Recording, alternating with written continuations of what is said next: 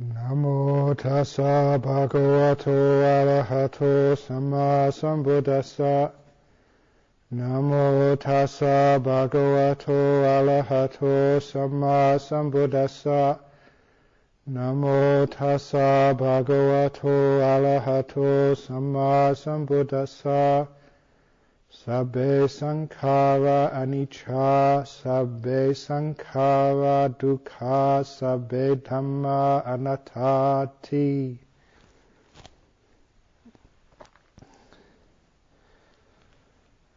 As I promised a couple of weeks ago, that I would give the 3 talks, one on anicca, one on dukkha, one on anatta. Having given the talks on the first 2 subjects, today's talk is on anatta. I began with a well-known saying of the Buddha that all conditioned things are impermanent, all conditioned things are suffering, all dhammas, conditioned, unconditioned, are anatta, are not me, not mine, not a self. And that is a nice introduction to this last of the 3 characteristics of existence. I was just flipping through a Mahayana book the other day, and they call it the 3 Dhamma seals. Whatever way you wish to call it, characteristics or seals of the Dhamma, these are the 3 basic factors of all existence.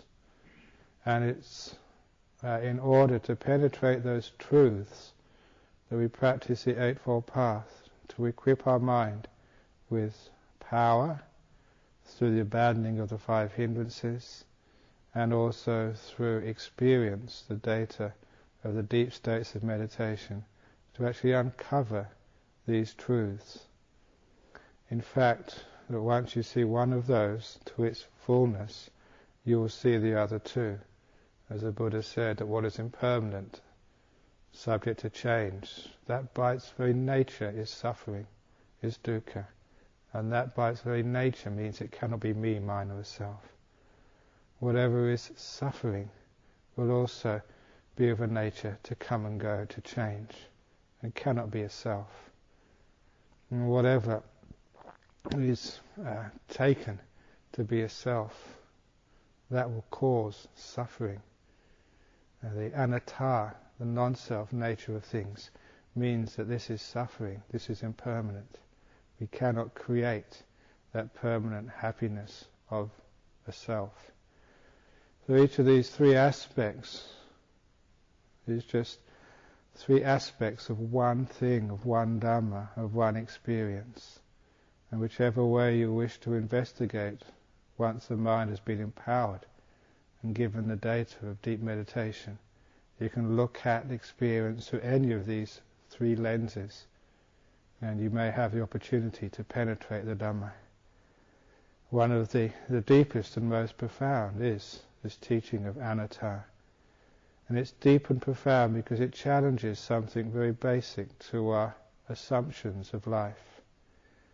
When the Buddha talked about avijja being the root cause of all problems, of all rebirth, the root cause of defilements, avijja, he was actually showing in the teaching of the Vipalasas that you can explain what avijja is as follows: that by view, thought or perception you take what is dukkha to be sukha. You take what is impermanent to be permanent. You take what is anatta to be atta, a self. Never in those Vipalasas does he say that you take what is self to be anatta. It's always something which is anatta to be a self. And that is because there was no atta ever postulated in any which way throughout the teachings of the Buddha. And that's why he says sabbe dhamma anatta. However, to get to that teaching, we have to come down to our real life, to our experience, rather than just going through the marvelous philosophy the great teachings of the Buddha, because that's the truth of the Aryas, of the Arahats. And we've got to find a way to realize that truth for ourselves. It comes to mind as I teach this discourse on Anatta, an experience which I had in my monastic life in Thailand with Ajahn Chah. In the last few years of Ajahn Chah's teaching career, when he was still healthy enough to give profound discourses, I was still in Thailand at that time, and obviously a sickness doesn't just appear out of nowhere. There was a gradual deterioration of Ajahn Chah's health. And so the Western monks at Wat Saket decided to build a sauna, not so much for themselves, but so they could entice Ajahn Chah once a week to the Western monastery for a sauna to improve his health. And the plan worked tremendously well. We built the sauna. I helped out in a little way, but it was mostly another monk's design and hard work. And Ajahn Chah would come over once a week for his sauna. At the same time, he would come and give a Dhamma discourse. And then once the discourse was over in the mid-afternoon, he would be taken to the sauna. The monks would help scrub his back or wash his bathing cloth, help him put his robes on again, doing the duties to a teacher. And together with all the other monks, I used to be diligent, giving a hand. But on this one occasion, when Ajahn Chah gave a talk before going to the sauna, it was quite an inspiring talk. It gave me a lot of happiness inside. And after the talk was finished, many monks went off with Ajahn Chah to help him take his sauna. And I thought for once, and instead of going right away, that I'd sit meditation and use some of the happiness and inspiration from his talk to aid my meditation. So I went round the back of the sala of Wat Saket, where no one was, and I sat meditation. And don't know, it was half an hour or an hour. It couldn't have been, much more than an hour. It was a very nice meditation, a very deep meditation. And when I came out afterwards, I had a lot of happiness and clarity in my mind. And of course, the first thing which came to my mind after that meditation was to see if I could assist my teacher, Ajahn Chah. So I got up and started walking towards the sauna. And halfway between the sala at Wat Saket and the sauna, I met Ajahn Chah coming in the opposite direction with 2 or 3 Thai laymen who had come with him. He completed his sauna and was on his way back to Wat Bapong. But when he saw me, he obviously perceived I'd have a very deep meditation and my mind was clear. And so it was one of those occasions when he tried out of compassion to enlighten me. And so he looked me in the eye, as Ajahn Chah can do, right through you, and said, Brahmavamso, tamai, which means, Brahmavamso, why? And being myself, I said, I don't know. Then he laughed, and he said, if anyone ever asks you that question again, the right answer is, mai mi alai. There is nothing. And he asked me if I understood, and I said yes, and he said, no, you don't.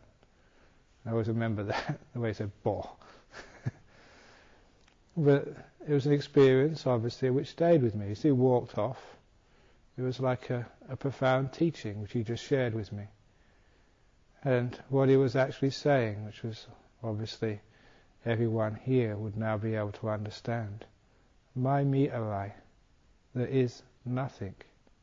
Emptiness, anatta.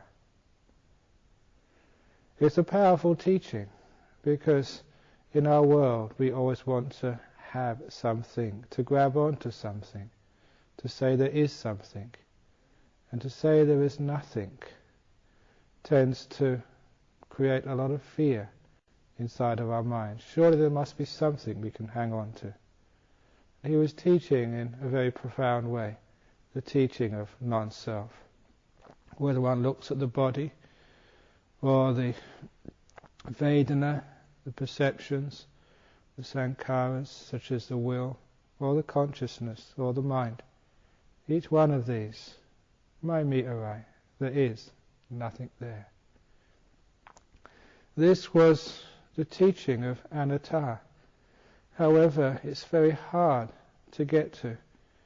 And I wanted to point out some of the reasons why it is actually hard to accept such a teaching, that there isn't nothing.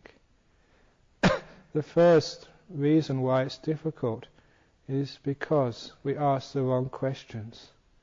It's well known that if you ask the wrong questions, you will get the wrong answers. And so it's important to ask the correct questions first of all. When I looked through the suttas, you could see that sometimes you have in places like the Sabbasava Sutta, you have like the thoughts which do not lead to any purpose or to any use. These are thoughts or questions, inquiries, which are wrongly formed. And one of those questions is, who am I? That used to be an inquiry which many people follow in the world. Who am I? But a little bit of reflection should make it very clear to you that question carries an implication that you are something. You just need to find out who you are. It's not a correct question because it implies an answer. It's not open enough. And so in my practice I changed the question from who am I to first of all to what am I. But even that was a wrong question. It assumed I was something. And refining the question down, I began to ask what was a good question. A question which would lead me somewhere, which would uncover illusion. And that was the question of, what do I take myself to be? What do I assume this thing called I is? And that question was something which dug very deep into my avijja, into my delusion. You started to look, what is it that I assume a self to be? Once I started asking that question, it was like peeling an onion. You could start to see some of these silly things which was very easy to take as a self. And also at the same time, I could perceive that whenever I did take these stupid things to be a self, to be me, to be mine, they would inevitably cause me a lot of suffering and a lot of strife.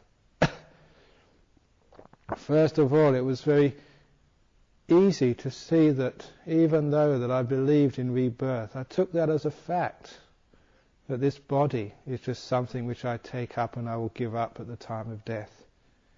Even so, there was, from time to time in my daily life, occasions when I would take this body to be mine, to be me. By that I mean that if, especially in the world, when people compliment you about your beauty, your handsomeness, your physique or whatever, if ever I was moved by those comments, I was taking this body to be me, a source of pride.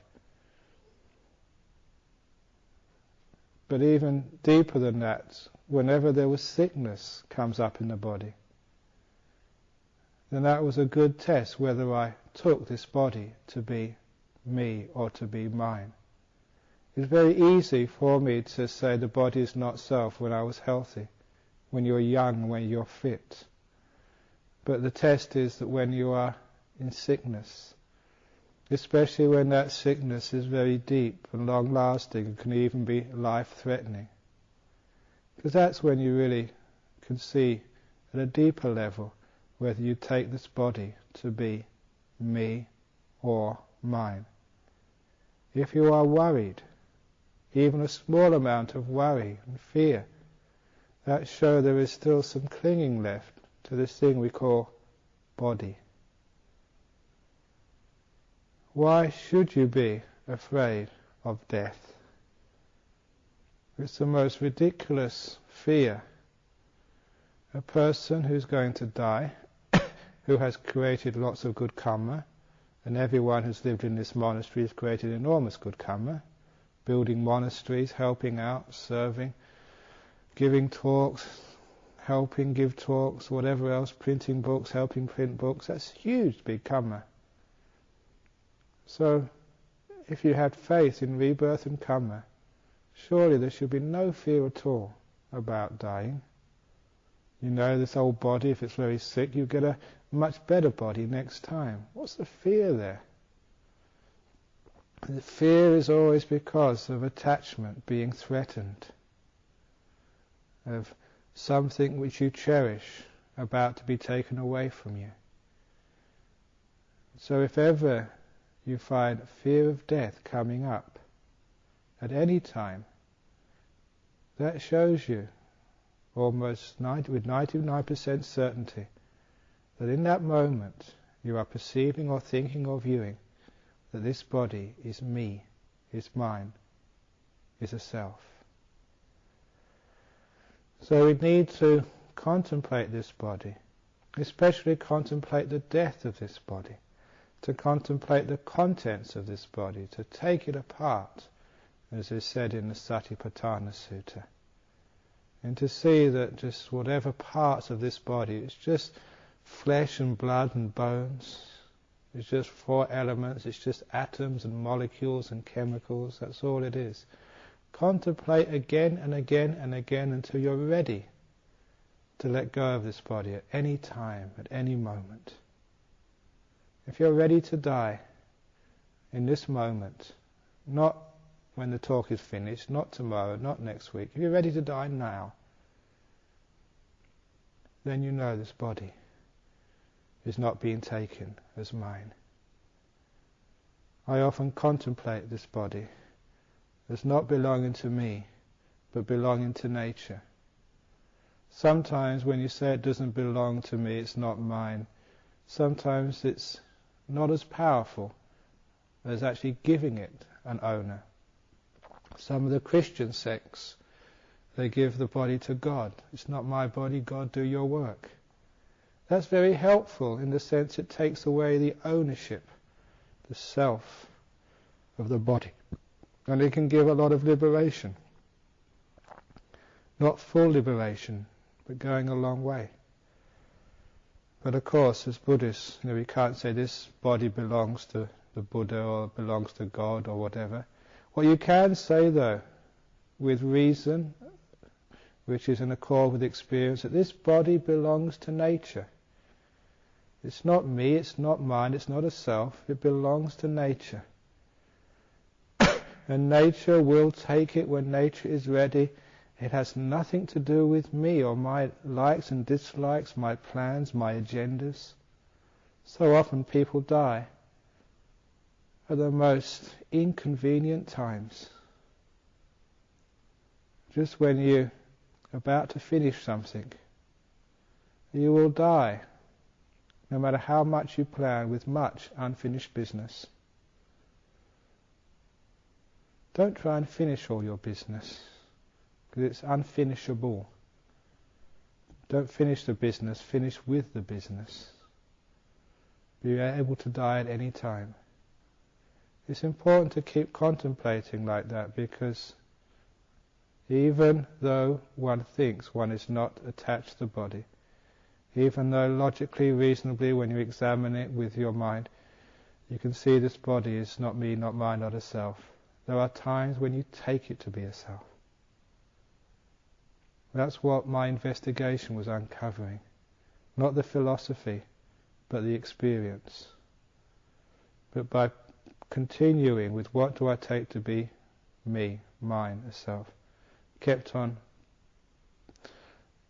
investigating, hammering at that point, If you keep following that way, eventually you'll recondition the mind to see this body belongs to nature. The body can look after it, but the nature is the owner. So when the nature wants to take it back, it's nothing to do with me. Take it. But deeper than the body is the stuff of the mind. And first of all, the objects of the mind.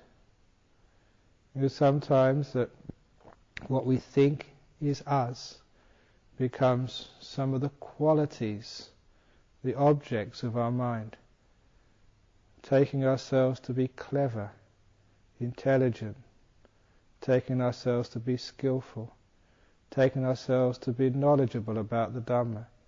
I am the Vinaya expert, I am the Dhamma expert, I am the expert sower, I am the expert meditator. So easy for us to actually take our achievements to be me, to be mine. If you take achievements to be me and to be mine, to be a self, the result of that is pride, the attachment to praise. And you can understand just how much suffering results in that. Because every time you do something wrong, you'll feel that there is a problem there. Very often, because of pride, when you do something wrong, you may even break your precepts and lie, just out of taking sort of your abilities to be me, to be mine, to be a self. That's why in the world, when someone makes a mistake, they usually explain it as, I wasn't feeling myself today. When they do something right, that's the real me. Understanding this means that we can look at all of the qualities such as intelligence, such as abilities of being a good teacher, being charming, being charismatic, to look at all those things, that is not what I take myself to be. When you do that, you're free from a lot of pressure. One of the problems why monks do not like to teach is because of that particular attachment, being afraid to be a fool. Every teacher has to acknowledge that from time to time they will say very foolish things. They will stuff up, they will say a terrible talk. It's marvellous to be able to have that freedom. Not always to have to live up to some ideal, either imposed by yourself or imposed by others. Having that freedom from that, taking these things to be me, to be mine, to be a self, liberates you to just to go and teach without fear. They say that talking in public is one of the most fearsome things you can do. And whenever there's any fear there, again, it's always because of attachments are being challenged. So you ask yourself, fear of what? Fear of losing what? And it's always fear of losing what you call reputation, an illusion of who you think you really are, what you take yourself to be. When you know that all these things, again, they just belong to nature. It's just conditioned. If I give good talks, it's just because I've been giving talks so long, I've just had good practice, that's all. If I give bad talks, it's nothing to do with me either. It's just because the tea wasn't strong enough, or whatever else it is. So nothing to do with me. And isn't that marvellous, just to take away the sense of self whenever you do? There's no sense of guilt, no sense of fear, no sense of remorse. You don't go back afterwards and say, what I did today was really rotten and horrible. It's nothing to do with you. So you don't take any of this to be a self. It makes you free. Even when you sit down on your cushions to meditate, sometimes you can say, well, giving talks is not important, or sweeping, or doing the jobs in the monastery, but the really important thing, I'm a monk, I'm a meditator, my meditation is the most important. If you take yourself to be the great meditator, then you'll always fail in your meditation. Why? It's because you will never have that freedom, the ability to let go. There'll always be that controlling. Whenever there is a self, the Buddha said, there's things which belong to a self. What belongs to a self is what you control, what you manipulate, what you try and cherish. That's where attachment comes from. And so if you think that your attainments belong to you, that you are the great meditator, then you will find that meditation will be hindered by craving and attachments. When you realize that every meditational success just arises because of causes, conditions which come together, then you realize it's nothing to do with you. You might just say it's your just good fortune to have been with a good teacher, to have had the facilities, to have the time, to have the health, to have just be in the right place at the right time, to be able to do these things. So you never think it's something to do with you. It's just conditioning. That's why sometimes I get a bit niggled when people come up and say, oh, Ajahn Brahma is a good meditator just because he was born like that. I bet he came out of his mother's womb with his legs crossed in full lotus. And that's just ridiculous. Any skill in meditation which I have is nothing to do with me, it's just because of causes. And that's why I keep on saying that it's not some ability or inability in you which stops success in meditation. Never think I can or I can't. That is just coming from a sense of self. Create the causes, all the causes are there, and then you will be able to get jhanas. You will be able to get enlightened. It's just creating the causes. And so much of my work, my effort in this monastery is trying to manufacture those causes as convenient as possible. Because I know it's nothing to do with you. It's to do with the causes and conditions.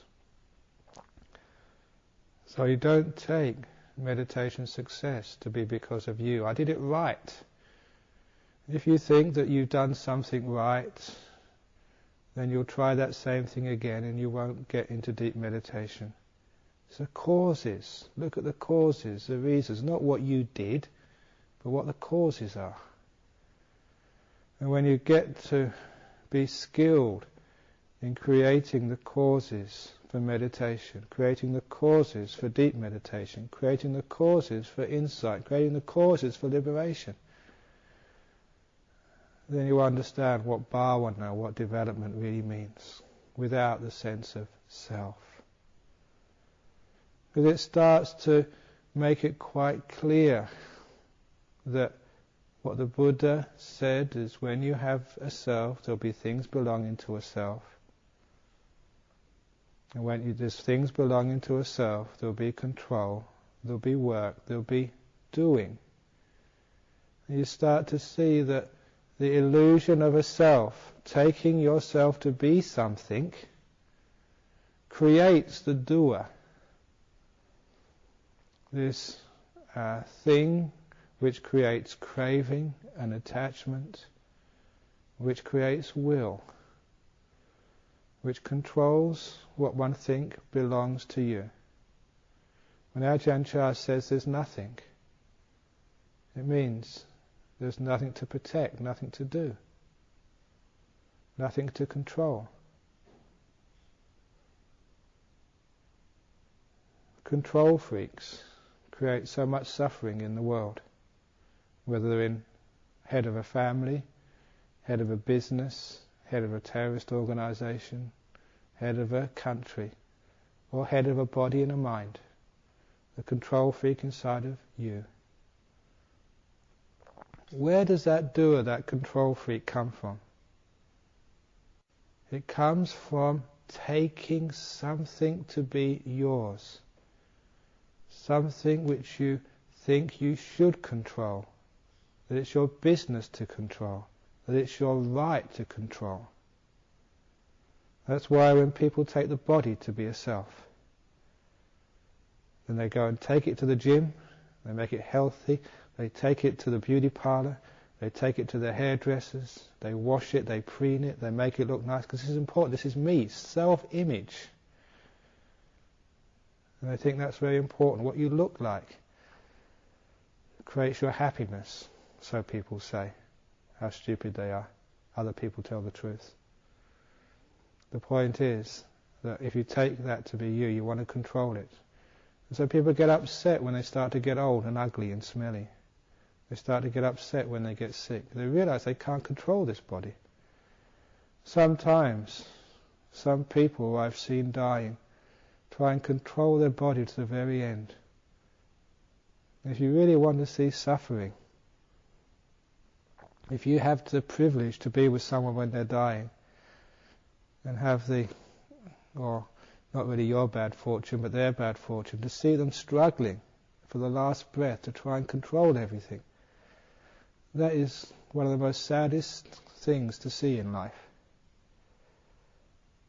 You see other people who have more wisdom, who can let go, who don't struggle in death. They realize this body is not mine anymore. They don't care about it anymore. They don't control it. The doer has gone. That doer comes from taking something to be yours, in your control. When you take your thoughts, we try and think our way to enlightenment, think our way through wisdom, because we take thought to be ours. It's okay, maybe you can control my body, someone else can control my body, but my thoughts, one of the scariest things in English literature was the 1984 by Orwell. We had thought police, people trying to control your thoughts. There were thoughts which were bad. And that was really just a very deep intrusion on what people thought was their human rights, what was theirs to control and protect. And again, many people in this monastery think that their thoughts belong to them. But I've been controlling your thoughts for a long time now. Not through any psychic powers, just through conditioning, by getting up here every Wednesday evening and brainwashing you by all these Dhamma talks. Not only on every Wednesday evening, we've got them all on cassette tapes now and on CDs, and brainwash you into listening to them during the week. They're really getting brainwashed into Ajahn Brahm's Dhamma. Actually, I noticed that myself, that some of the thoughts which come up in my mind, it's very fascinating to trace. Why did you think that? Where did that thought come from? Very often you can trace that thought pattern to teachers who've inspired you, either in words or in books. Why do you think like that? Is it really your thought? Or is it the thought of Ajahn Brahm, or maybe the thought of Ajahn Sumedho, or is it the thought of Ajahn Mahabua? Or is it the thought of Calvin and Hobbes? Or whatever. Where did that thought come from? If you can trace it, it shows you that this thing we call thought does not belong to me. It comes according to its conditions. Thoughts are triggered in the mind because of causes. It's fascinating to see that, and to see that deeply. That thought is anatta, not me, not mine, not a self. You cherish thinking because you take it to be me, a mine, a self. That's why if thinking makes you feel, say, guilty or upset, why does that stay a long time in your mind? Why is it a problem for you? You take it's my thoughts. That's why at the beginning of this rains retreat, I encourage people to practice with the mantra, not mine, not mine, not mine. If you could do that with thinking, not mine, not mine, not mine, then the thoughts which come from causes will just disappear very quickly. You will not cherish them. They'll just come like the wind, just passing by. You won't be able to catch them. Because you won't catch them, you'll never be burdened by them.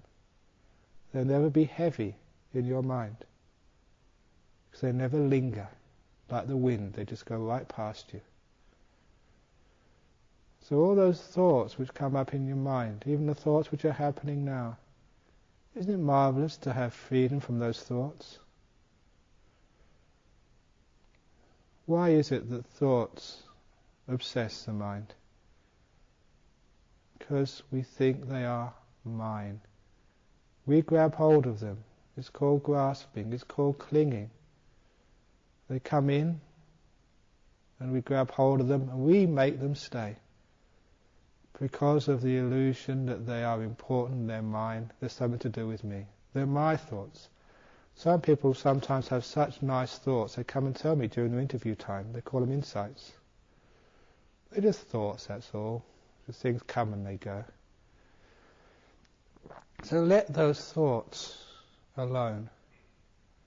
Don't take them to be mine. If you take them to be mine, then you go and take your thoughts and beat someone else over the head with them. Argue who's right and who's wrong. They're just thoughts, that's all. Coming from conditions. They just arise in the mind. And then they go away again. Letting them go is far more peaceful, far more joyful. Because thinking is one of the biggest obstacles to meditation success, because it's one of the biggest obstacles to seeing the truth, you do very well for yourself and your happiness and your progress on the path to really remember that thinking is not mine, nothing to do with me. Give it no value, give it no interest, and give value and interest much more to the silence. For those of you who have experienced long periods of meditation where not a thought has been going on in your mind, isn't that nice? Isn't that beautiful? Isn't that just so lovely? Just when there's peace there in the mind, not a thought coming up. Remember that.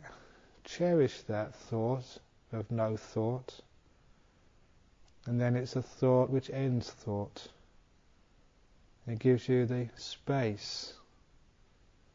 When you're thinking, it's like an inner speech. It's like talking back to the world. When you're talking back to the world cannot teach you. In the same way that whoever sits on top of this chair here and giving a Dhamma discourse, if you're thinking and fantasizing and talking to yourself while the teacher is giving the sermon or the talk, there's no way that you can hear what's being said. All truth, all insight, all wisdom arises in the silence. It doesn't come from thought. You have to listen, you have to be silent, you have to be empty and open to see the truth. So, thought is not me, not mine. Don't take it to be yours and the self. When the thinking stops, still there is movement in the mind. This is the doer again. This doer we call will.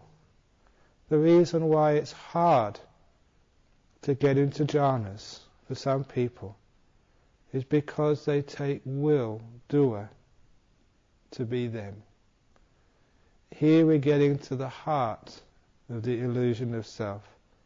You've heard me say before, the citadel of the self-illusion, is the home of the doer and the knower. That's so often what we take to be me, mine, the self. First of all, this doer. How much doing have you experienced in your life so far? What a pain it is. What a struggle it is. It's hard to do things. As if you're striving to achieve, to get, to maintain, to hold, to get, to do. Whatever it is, this doing is intrinsically suffering. Just not doing, just laying back, not doing anything. It's called, in the West, like being on holiday. But it's so hard for people to let go. Why is it hard to let go? Because that which we take to be will is thought of as being a self. Investigate will, doing. Why do you act in that way?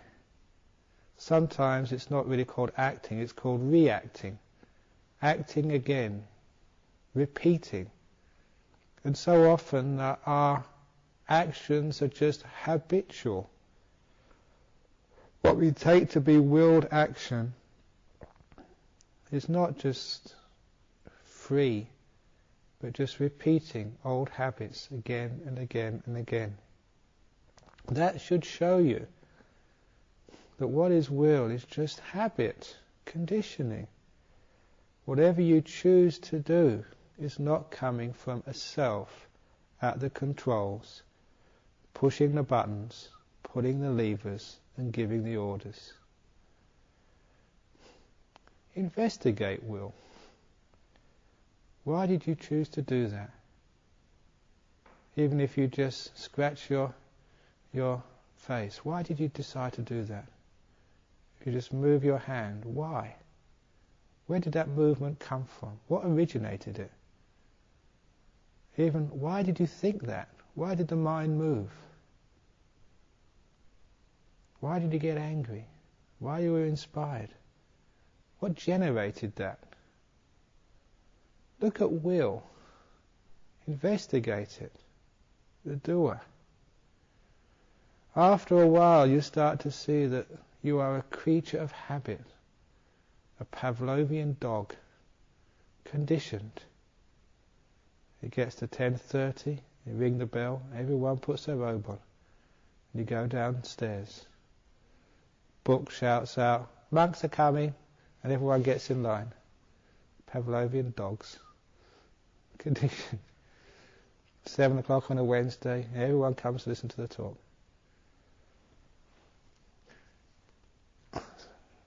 Conditioning is good. You don't have to say it's bad, but at least know it's just conditioning, that's all. Why do you meditate? Just conditioning. So when you start to see the causes of things, the will, you should be able to start to at least suspect that this will is not coming from a self deep within you. It's not some sort of soul who's in control of all of this. And just having that, that doubt about the controller, that it might not be me, having that openness will be what will enable you to let go enough to get into jhanas. One of the biggest obstacles is the doer, the controller. Always that you keep on moving because you think you want to control the whole process. You think you're doing it, that you're in charge. If you think you're in charge, if that delusion is there, that will be a hindrance, that will create restlessness, craving for this, that and the other. You'll never be able to get into jhanas. But if you've got enough doubt about this doer, about will, about chaitanya, that it might be just conditioned, then that might be enough to give you the courage to let go of doing. The doer cannot let go of doing. That's just again like eating your head again. That's what sometimes we try and do that. We try and do the non-doing. That's more doing. It has to be like a change, a flip in the mind. A bit of wisdom to see that doing has nothing to do with you. you let go. When you let go, this whole process just goes so beautifully, so smoothly, so effortlessly. It's like you might get into a jhana, where the doing has gone, has stopped for so long. When you come out again afterwards, you think, this is good. This is beautiful, this is wonderful. You start to see the illusion of the doer, and that when you have that illusion of a doer, that is what blocks you from feeling freedom, from the vimokkha of the jhanas. It stops you from feeling the bliss. It gives you suffering. To do is to suffer. Doing is dukkha. Dukkha is doing. It's the experience which will teach you. All the thinking, all the imagining, all the rationalizing, even all the comparing with the suttas. The suttas are great. They're the most accurate description you will ever find. But even so, it's the experience which will enlighten you. You get to those deep jhanas, you come out afterwards. Notice, reflect, where was will? Where did it go? In those jhanas, just the mind is still. It's blissful, it's brilliant. Just one thing which doesn't move. Why is there stability there? Because there's no doer to disturb it. When there's a doing, it's like a wave on the lake. The stillness is lost. When the stillness is lost, like the surface of a lake, it distorts the image of the moon high in the sky. When the lake is perfectly still, when nothing is happening, when no one is doing anything to disturb the moment, then the reflection is pure, truthful, real. And it's also very beautiful. The jhanas should give you enough data to see once and for all that this we call a doer is nothing to do with us. Completely conditioned. That has profound effects afterwards. It's not full enlightenment, just seeing the doer. There's the other part of the illusion of self, the knower, which comes next. But at least the will is seen to be completely conditioned, nothing to do with me. What that means is no more any guilt or remorse, pride. You realize that whatever I do, if it's good or if it's bad, people like it or don't like it, I've got no choice about this. It just happens, it's my conditioning. So much freedom comes as a result of seeing that will is conditioned. Sometimes that people afterwards ask the question, if the will is not yourself, it's nothing to do with you, why bother? Why even bother get up at 4 o'clock in the morning and meditate? And the answer is because you've got no choice. Deeper than the doer is the knower. The two actually go together. You can stop the doer for a little while in jhanas, but it comes back again.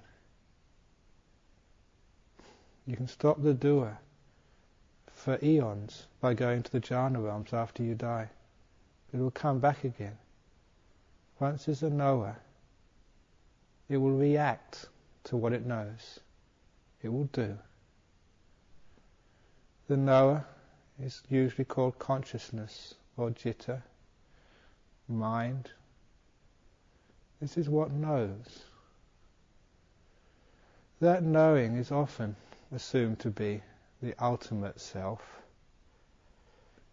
You know why that happens? Is because very often people can get the perception, the paradigm in their mind of perceiving something in here which can just know and not be touched by what it knows. You just know heat and cold, pleasure and pain. You can know sort of beauty and ugliness, but somehow or other just stand back and not be known, not be sort of touched by it. What's actually happening here is that the nature of consciousness is so fast, so quick, it gives the illusion of continuity, and also one misses the point that whatever you say, see with your eyes or feel with your body, the mind then takes that up as its own object, and it knows that it saw. It knows that it felt. It's that knowing that it saw, knowing that it felt, gives the illusion of objectivity. It can even know that it knew. For a long time, when I was reading philosophy books about self-reflection or self-knowledge, the fact that not only do I know that I know that I know, and I know that I know that I know, which was given as a proof of the existence of a self. I looked into that from experience, what actually is going on with this knowing business. And because of the depth of meditation and the precision which that gives to mindfulness, to awareness, the fact that you can see instead of like through ordinary eyes, through like an electron microscope of the way this mind is actually working, what you actually see is this procession of events called knowing. And it's a procession, one after the other in time. And I saw very clearly that when I saw something, then not a few moments, just a fraction of a moment afterwards, then I knew that I saw. And a fraction of a moment afterwards, I knew that I knew that I saw. There's no such thing that I know that I know that I know that I know. The truth of the matter is, I know that I knew that I knew that I knew. When you add the perspective of time, it gives you the causal sequence of conscious moments. Not seeing that causal sequence can very easily give you the illusion of a continuous me, of a knower. It can give you that illusion for two reasons. The second reason, which I've just been talking about, is the illusion of objectivity. The illusion that you can somehow recede deep inside of yourself to a jitta, to a mind, which can see, which can hear, which can feel, which can touch, which can taste, which can even know, but is knowing objectively, and is not touched. The point is, to know is to be touched, is to be affected. Just like in quantum theory, just comes to mind. As soon as you know something, you've interfered with it. There's no such thing as bare knowledge without interfering. That's actually basic quantum theory, quantum science. It's not just theory, it is truth. To know is to interfere. You're touched by that knowing. So often that's the reason why we think that somehow we can find a knowing where suffering doesn't reach. You can get to a knowing where suffering doesn't appear to reach you for a long time. That's in the jhanas. That's the purest form of knowing you can experience. There's no suffering apparent during those experiences. It's bliss, unchanging for long periods of time. If anything is a pure knowing, then that is it. The deeper the jhanas, the purer the knowing appears. It's afterwards coming out when you reflect, and that's when you get the perspective. Remember, on those mind states, which is citta, as pure as it can ever get, in those jhanas, experience those things, then you understand what this citta really is. You understand what radiant citta means. You understand a citta which is absolutely still, which doesn't move, but which still knows very clearly. And knowing again which doesn't move, which doesn't change for long periods of time. Then afterwards it changes, it moves. On afterwards, as it says in such sutras as the Mahamalunkyaputta Sutta, you can see that even knowing is conditioned, sankata. That's actually what it says in those sutras. You can see that this too rises because of a cause and ceases when those causes cease. There has to be something more than this pure, refined citta. This is actually where you start to see that even this knowing is not really objective. You cannot separate the knower from the known. As the Buddha kept on saying, in all of the six senses, such as the mind base, when mind base and mind objects come together, turns on mind consciousness, coming together of the three is called passa. It is conditioned, it has its causes. It's not always going to be there. It comes together. And so you start to see that which you thought was objective is not objective at all. It's just a way of seeing which is delusional. And you'll never be able to escape suffering that way. The jhanas won't last. The experience will disappear. If you think you're the knower, there'll always be a reaction, an attachment to those jhanas. Secondly, it's not just objectivity, thinking that you are somehow removed from what you can know.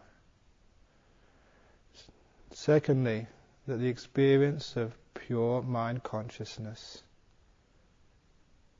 knowing what mind truly is, not through theory, not through the books, not through argument and through thinking, but through pure experience, hour after hour, many, many times, of being in jhanas. You know the description of jhanas? They're all kames, vivichewa kames, separated from the five sense realm. You should know even rationally that means that all five senses have disappeared. All that's left is mind base, mind experience. When you know that mind, you get to know it very well. You understand just why there's an illusion of continuity of knowing. That illusion of continuity of knowing is explained in my fruit salad simile. Once you know what mind consciousness is, mind activity, the mind sense, then you can actually notice outside of jhanas, in ordinary worldly consciousness, whatever you see is followed immediately by a different type of consciousness, mind consciousness.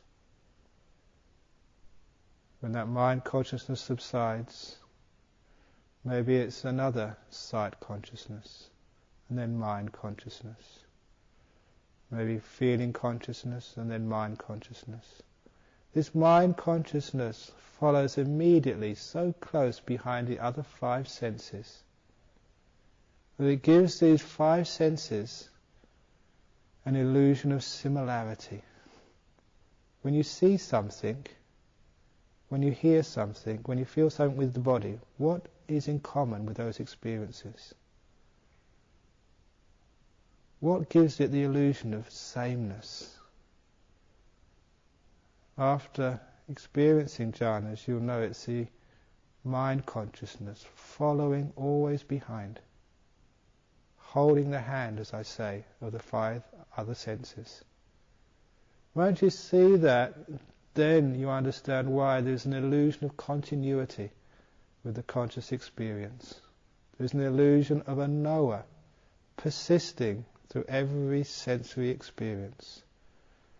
The knower which is there when you wake up in the morning arises and passes away. It's granular, fragmentary. Eventually, that wisdom will allow you to deepen the jhanas. The reason why that people don't deepen the jhanas is because of attachment to knowing. The knowing stops them from letting go further. The 4 rupa jhanas, the 4 arupa jhanas, the whole purpose of those things is to learn through practice, bit by bit, to let go of more and more consciousness.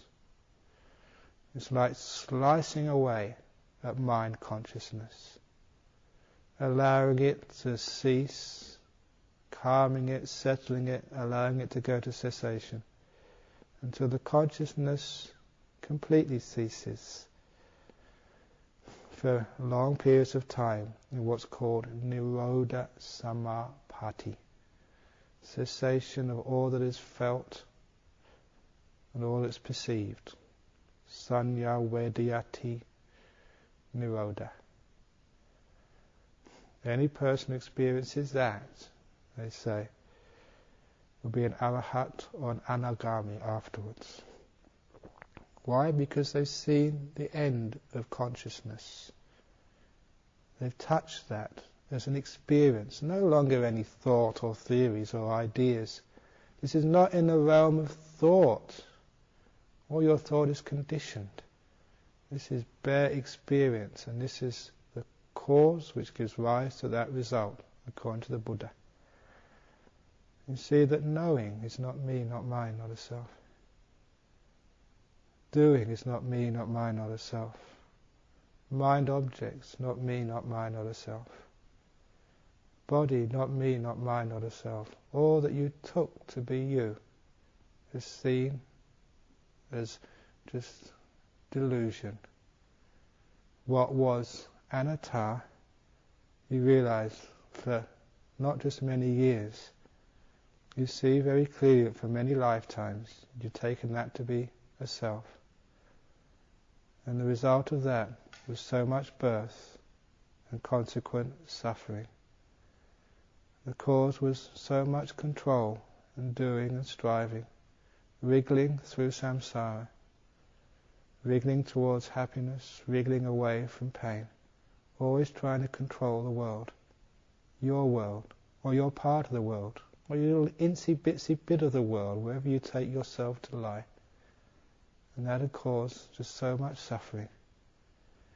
The desire to be had created so much birth, again and again and again. Now you've seen it's not what you want to see, not what you like to see, but what actually is. You've seen it through the experience of the deep meditations, the abandoning of the hindrances, the surmounting of conditioning. You've gone beyond all of that. It's not what you've been taught, it's what you've seen, what you've experienced. Then you understand the brilliance of the Buddha's teaching of Anatta.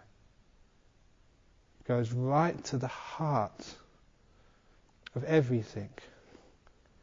They say the Dhamma is the source, not going to its consequences, not papancha, but going right into the very middle, the very essence, the very heart, the atta, what you take to be you. From the body into the mind thinking, from the mind into the doer, from the doer into the knower. If you can see you're not the knower, if you can see you're not the doer, that the doer is just causal condition, knowing is just causal condition. That's all it is, just process. Then you'll understand why the Buddha said he doesn't teach annihilation. Annihilation means that there's something which existed, which is now destroyed. Nor did he teach eternalism. There's something which is never destroyed. He teaches the middle way, dependent origination. the process, what you've taken to be a self. Thank you.